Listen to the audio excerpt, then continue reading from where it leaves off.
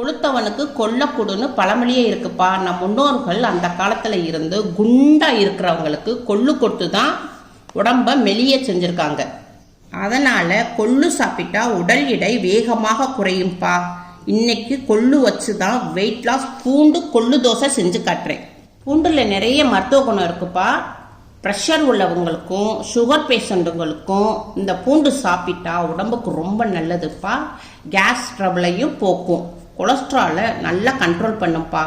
இப்போப்பா நான் ஒரு 1/4 கிலோ கொள்ளு எடுத்திருக்கேன். இதில் அளவு எடுத்துக்கோங்க, அளவு மெயினாக வேணும். இதில் நான் ஒரு 1/4 கிலோ கொள்ளு இந்த கப்பில் போட்டிருக்கேன்.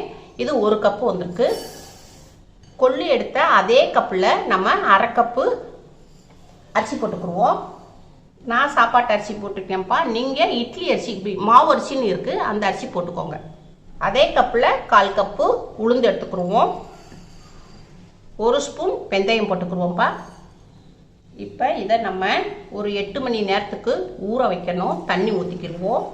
இதை நல்லா கழுவிட்டுப்பா நம்ம 8 மணி நேரம் ஊற வச்சுக்கிடுவோம். இப்போ 8 மணி நேரம் ஆயிடுச்சுப்பா, நல்லா ஊறிச்சு.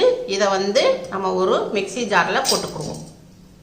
இப்போப்பா நான் பாதி இது நான் ஜாரில் போட்டிருக்கேன், மிக்சி ஜாரில் போட்டிருக்கேன். இதை உங்களுக்கு கொஞ்சம் தண்ணி ஊற்றிக்கிடுவோம். இதை உங்களுக்கு அடித்து கொண்டு வரேன். அடுத்தது இதை அடித்து முடித்த பிறகு இதை அடிச்சுக்கிடுவோம். அரைச்சாச்சு, மிக்சியில் நல்லா அரைச்சாச்சு. பாருங்கள், நல்லா இப்படி தோசை மாவு பதத்துக்கு நம்ம நல்லா அரைச்சிருக்கோம். இப்படி இருக்கணும். நல்லா தண்ணி ஊற்றி தான்ப்பா அரைச்சிருக்கு.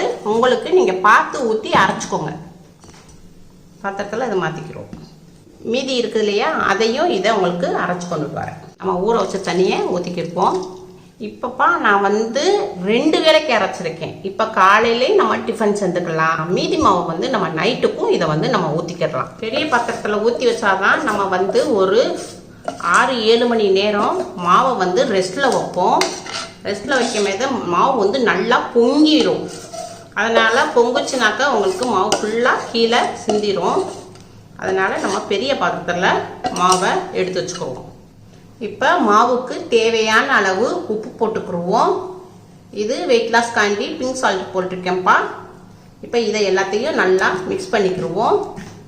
இப்போ நம்ம மூடி போட்டு மூடிடுவோம். இப்போ நம்ம ஒரு 6 மணி நேரத்துக்கு மாவை ரெஸ்ட்டில் வச்சு மாவை பொங்க விடுவோம். இப்போப்பா நம்ம மாவை ஒரு 6 மணி நேரம் ரெஸ்ட்டில் வச்சுருந்தோம். மாவு நல்லா பொங்கி வந்துருச்சு.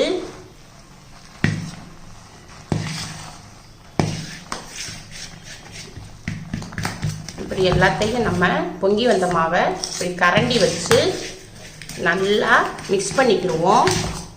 மாவை நல்லா மிக்ஸ் பண்ணியாச்சு. மாவு இப்போ ரெடி ஆயிடுச்சுப்பா. கொள்ளு தோசைக்கு பூண்டு சட்னி செஞ்சு காமிக்கிறேன். இப்போப்பா கேஸ் ஆன் பண்ணியிருக்கேன். ஒரு இரும்பு கடாய் வச்சுருக்கேன். கொஞ்சம் சூடாகட்டும். சட்டி கொஞ்சம் சூடாகிடுச்சு. 1 ஸ்பூன் நல்லெண்ணெய் ஊற்றிக்கிடுவோம். ஒரு 5 மிளகாய் வத்தல் போட்டுக்கிடுவோம். ஒரு 20 சின்ன வெங்காயம்ப்பா தோல் உரிச்சு வச்சுருக்கேன், இதையும் போட்டுக்கிடுவோம். ஒரு 20 வெள்ளைப்பூண்டு, இதையும் உரிச்சிருக்கோம், இதையும் இதில் போட்டுக்கிடுவோம். ஒரு கிளறிக்கிடுவோம். வதக்கியாச்சு.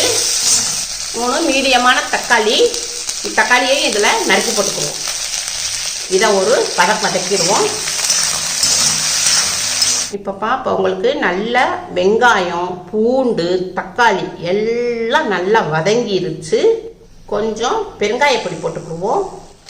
தேவையான அளவு பிங்க் சால்ட்டு வெயிட் லாஸ் காண்டி போட்டிருக்கேன். தேவையான உப்பு போட்டுக்கிடுவோம்.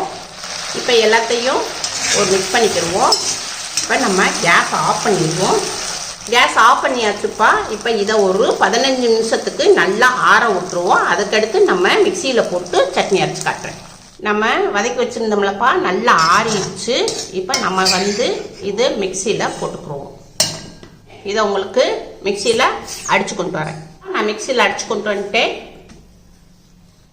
இப்போ இதை ஒரு பவுலில் மாற்றிக்கிடுவோம். பூண்டு சட்னி ரெடி ஆயிடுச்சு. இப்போ உங்களுக்கு நான் கொள்ளு தோசை ஊற்றி காமிக்கிறேன். கேஸ் ஆன் பண்ணியிருக்கேன். தோசைக்கல் வச்சுருக்கேன். தோசைக்கல் கொஞ்சம் சூடாகட்டும். தோசைக்கல் சூடாகிடுச்சுப்பா. இப்போ நம்ம எண்ணெய் துணியை வச்சு தோசைக்கல்ல தடவிக்கிடுவோம். இப்போ உங்களுக்கு தோசை ஊற்றி காமிக்கிறேன்ப்பா. இப்படி நல்லா மெல்லிசாக மெதுவாக அப்படியே பரப்பணும்.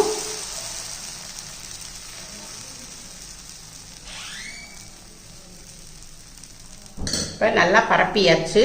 இப்போ நம்ம ஒரு 3 நிமிஷத்துக்கு வேக விடும். ஏன்னா கொள்ளு கொஞ்சம் வேகிறதுக்கு லேட் ஆகும். அதனால மீடியத்தில் வச்சு ஒரு 3 நிமிஷம் வேக விடுவோம்.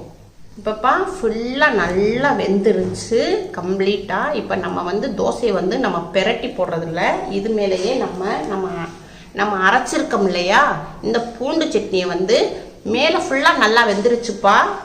நல்லா ஒரு பிட்டு மாவு எந்த இதுவும் இல்லை, நல்லா வெந்திருக்கு. இப்போ இது மேலேயே நம்ம அரைச்சி வச்ச பூண்டு சட்னியை இதில் மேலே தடவிக்கிறோம்.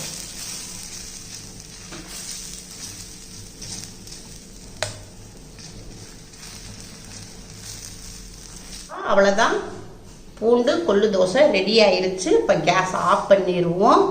இப்போ இதை எடுத்து ஒரு பிளேட்டில் மாற்றிக்கிடுவோம்.